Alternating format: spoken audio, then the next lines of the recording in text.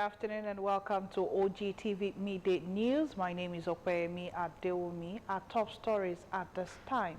The Minister of Defense, Mohammed Badaru, has stated that the federal government is committed to resolving farmer-elders clashes in Plateau State.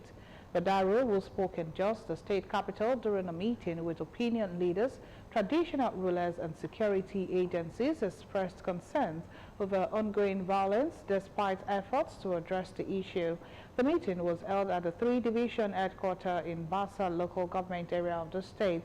He emphasized that prioritizing partitioning communities along ethnic or religious lines would be disastrous and vowed that the government would not entertain such demands.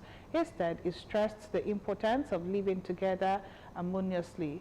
Badaru acknowledged the recent attacks and reprisal in Bakinladi and Riyam local government area, resulting in the loss of lives and property, and pledged to deploy all necessary assets to ensure citizens' safety and security. The Defense Headquarters has dispelled efforts that it appointed a senior officer as the acting Chief of Army Staff. The COAS Lieutenant General Tarid Lagwaja, who has been on leave and out of the country since September, fueled speculations about his health. On Sunday, there were viral reports about his death, which were dismissed by the Army headquarters amid the rumors of his death.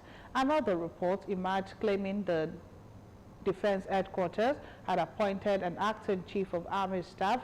Refuting the report in a statement on Monday, the Director of Defense Information, Brigadier General Takril Gusau, said there is no provision for an acting Chief of Army Staff in the Armed Forces of Nigeria. President Bola Ahmed Tinubu has mandated Vice President Kashim Shettima to lead Nigeria's delegation to the 2024 Commonwealth Heads of Governments meeting in Samau. The Senior Special Assistant to the Vice President on Media and Communications, Stanley Nwokocha, revealed this in a statement on Sunday titled VP Shettima to represent President Tinubu at Chagum 2024. The leaders will deliberate on the theme One Resilience, Common Future, Transforming Our Commonwealth 9/1. The team will focus attention on how member countries can enhance their strength through resilience, unlock potential, leverage the Commonwealth advantage, and foster a connected digital Commonwealth. The Vice President is expected to use the platform provided by the Commonwealth Business Forum to further attract investors to Nigeria as global experts from businesses and the private sector convey to recommend and champion solutions to global challenges. Still more national news, the federal government has announced that it has commenced to work on the construction of a multi-purpose dam upstream of the River Dura in Buruku local government area of Benue State to contain the heavy waters that flow from that axis. The Deputy Director of Hydrology at the Federal Ministry of Water Resources and Sanitation, Robert Umezulike, disclosed this while assessing the Makodi-Boko-Katsina-Ala Highway, which was affected by the overflow of the River Dura that spilled onto the road. Umezulike stated that the flood was caused by continuous sediment deposits in the river, which have reduced its depth and capacity to hold water. He explained that the assessment team would evaluate the flood situation and report to the Minister for immediate action.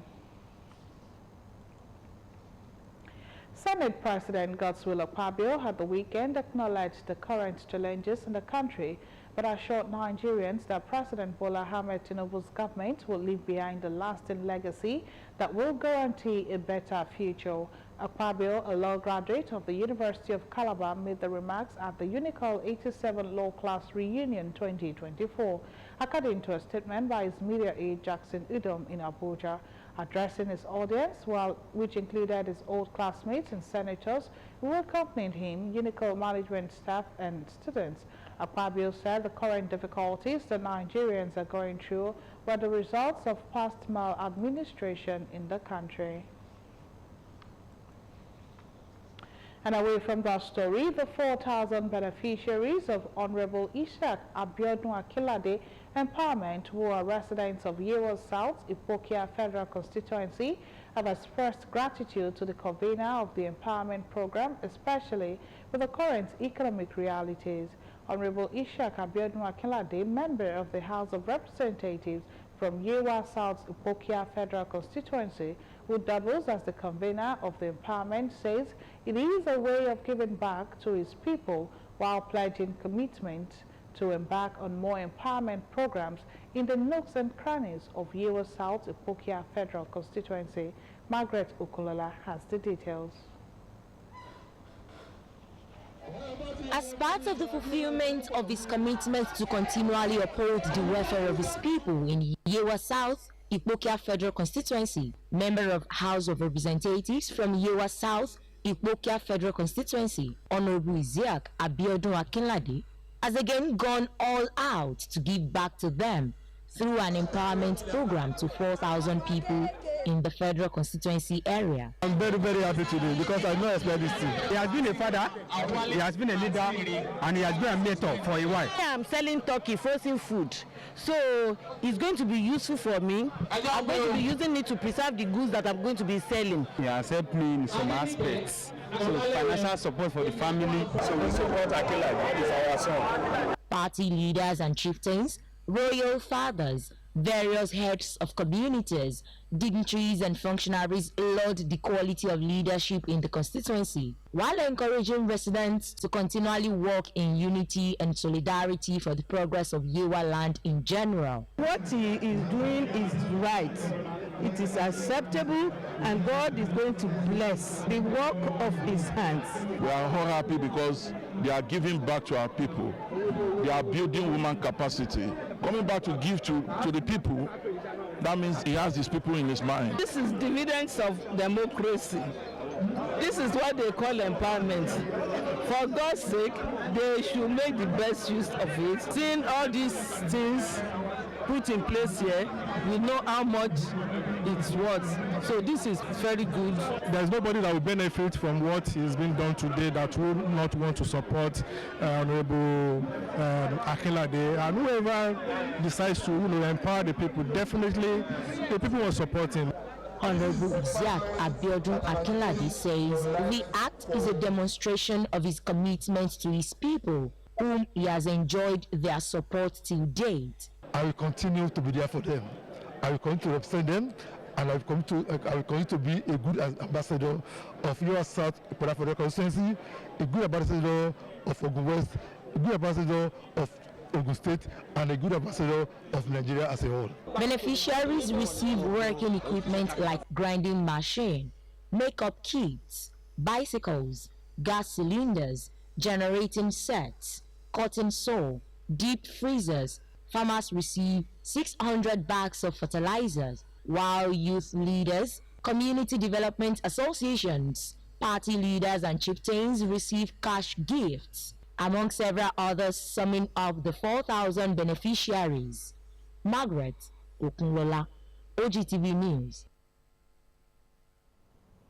And from there, we now move to the foreign scene, where King Charles faced shouts of "You are not my king" from an independent senator just after he finished an address at Australia's Parliament House on the second official day of his engagements in the country.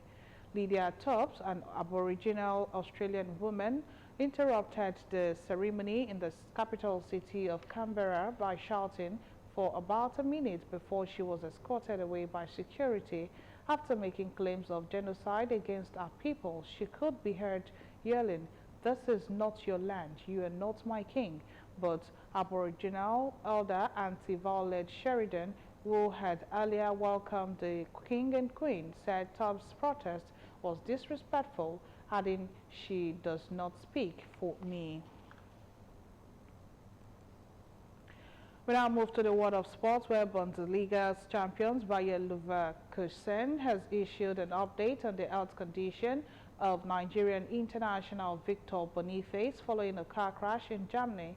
The Super Eagles striker survived a car accident on Sunday after leading Leverkusen to a 2-1 win over Frankfurt in Germany. Bundesliga In a now deleted post on his social media accounts, the 23-year-old shared video footage and photos of his smashed car after an accident. Boniface wrote, "God is the greatest, and God says my time hasn't come." A German tabloid confirmed that the Nigerian international was only a passenger in the car that collided with a truck. And with our story, we now wrap up the news with the words of the only one who can tell you you can't win is you, and you don't have to listen. Those are the words of Jessica Ennis Hill. Remember, you can watch us live on Facebook at OGTV and Ogun State Television, on YouTube at OGTV Abeokuta, and on OGTV website www.ogtv.com.ng/live. And for the latest news and reports, check us on this platform, X at Ogun TV, on Instagram at Ogun State Television, or download OGTV app on Apple Store and Google Play Store. And that was the news. Thank you for watching. Goodbye.